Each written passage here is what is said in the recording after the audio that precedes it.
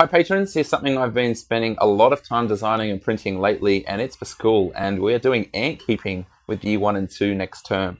So let me talk you through how this works, and you can see if it's any interest to you. So we've got a cover to keep them in the dark, and then we've got this printed formicarium, and you can see queen ant with eggs and larvae and worker ants. This is a fairly young colony. And then we have a connective tube that goes out into the outworld. So this bit here would simulate what they would have underground with their cavities where the nest is, and this bit would simulate a tunnel to above ground where they would go to forage for food, etc. We've actually got 3 of these. The purple one's doing well. The black one insists on moving into the end of the tube. You can get that to focus, but that's the queen, that big black blob there.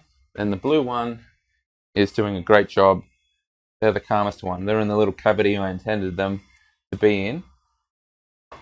One issue you have with ant keeping that I've learnt from researching is that you can't move them into a formicarium too early. So there's a few features of my design to assist with that. This is the first one I did, and this would be way too big normally. But the way it works is it's got all these trapdoors here.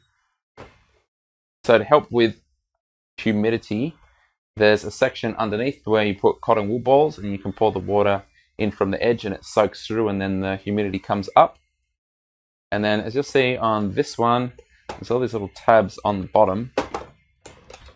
And if I can juggle this, you can see I can kind of push the tab like so. Sorry that's so blurry, but you can push the tab to open and close sections of the formicarium. So one printed version of this means you can start with a tiny colony and grow it to be really, really large. These bits here are done from flexibles, because when you buy ant colonies, they come in a test tube.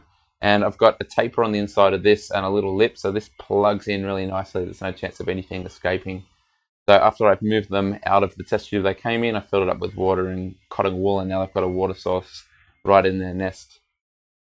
That's taken up a lot of hours for me recently, printing, and just developing and prototyping the parts until I got the exact tolerances for all these little gates.